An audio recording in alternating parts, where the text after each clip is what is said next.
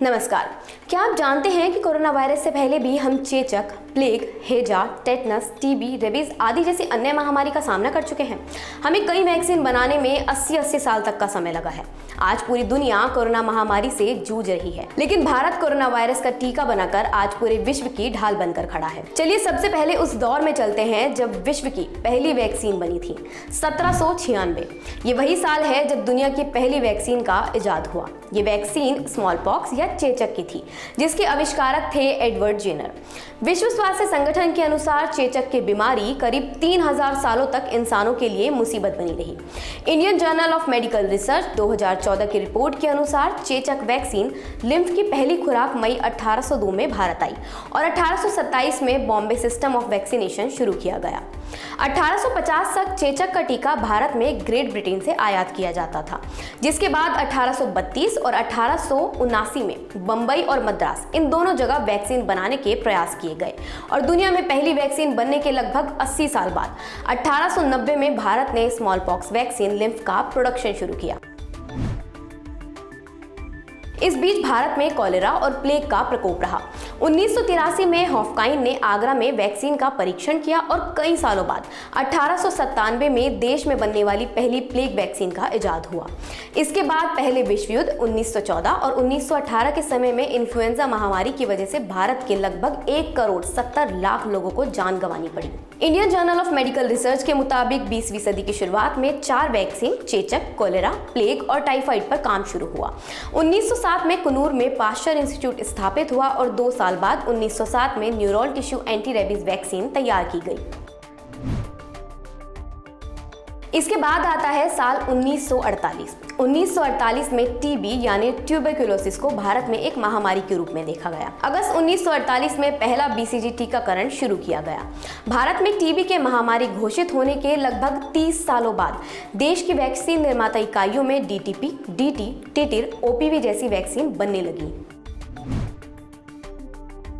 ये थी पुरानी बातें। अब आता है साल 2020। कोविड ने भारत की छवि को बदल कर रख दिया है। भारत बायोटेक कंपनी ने भारतीय चिकित्सा अनुसंधान परिषद (आईसीएमआर) और राष्ट्रीय विषाणु विज्ञान संस्थान (एनआईवी) के साथ मिलकर कोवैक्सीन नाम की वैक्सीन लॉन्च की। 1 साल से भी कम समय में बनाई गई हमारी सेल्फ मेड वैक्सीन दर्शाती है कि भारत शानदार तरीके से कोविड महामारी से लड़ रहा है। आज हमारे पास 2 वैक्सीन, कोवैक्सीन और कोविशील्ड मौजूद है और अन्य वैक्सीन पर हम काम कर रहे हैं। भारत आज न केवल दुनिया को वैक्सीन दे रहा है, बल्कि तेजी से चल रहे वैक्सीनेशन ड्राइव के माध्यम से कोरोना को जड़ से खत्म करने में एक महत्वपूर्ण भूमिका निभा रहा है। वैक्सीन मैत्री के जरिए भारत अपने पड़ोसियों के साथ खड़ा है। कुछ समय पहले WHO चीफ ने पीएम मोदी और भारत को शुक्रिया करते हुए ट्वीट किया था। उन्होंने लिखा, ग्लोबल कोविड-19 रिस्पॉन्स को लगातार समर्थन देने के लिए आपका शुक्रिया। मिलकर काम करने, ज्ञान साझा करने से ही हम इस वायरस को रोक सकते हैं और जिंदगियां बचा सकते हैं। पीएम मोदी कहते हैं कि भारत बिना किसी स्वार्थ के साथ इस वक्त दुनिया के साथ खड़ा है। हमें अपने साथ साथ अपने परिवार, आसपास की सुरक्षा करनी होगी। संकट के समय में हर किसी की मदद करना ही हमारा धर्म है।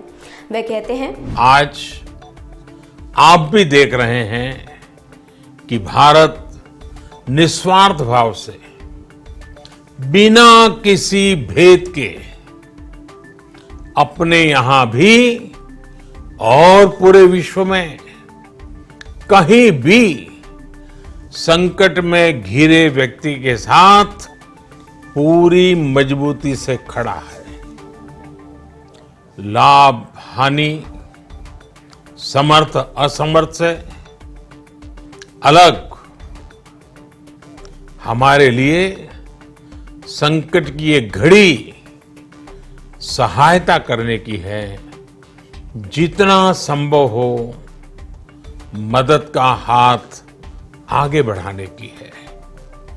यही कारण है कि विश्व के अनेक देशों ने भारत को इस मुश्किल समय में याद किया और भारत ने भी हर जरूरतमंद तक पहुंचने में कोई कसर नहीं छोड़ी है। हाल ही में बायलर कॉलेज ऑफ मेडिसिन के national school of tropical medicine के डीन डॉक्टर पीटर हॉर्ट्स का कहना है कि भारत ने दुनिया की सबसे बेहतरीन संस्थाओं के साथ मिलकर कोरोना महामारी का जो टीका विकसित किया है उससे दुनिया बच गई है।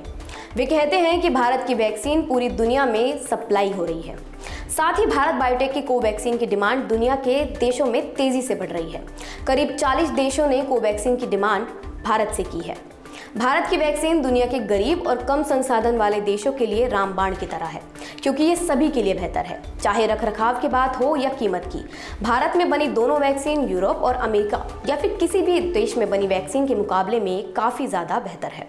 आखिर में जाते जाते आप सबसे अनुरोध है कि सुरक्षित रहें, मास्क पहने, घरों में रहें और अपनी बारी आने पर वैक्सीन जरूर लगवाएं। आज की इस वीडियो में बस इतना ही। धन्यवाद।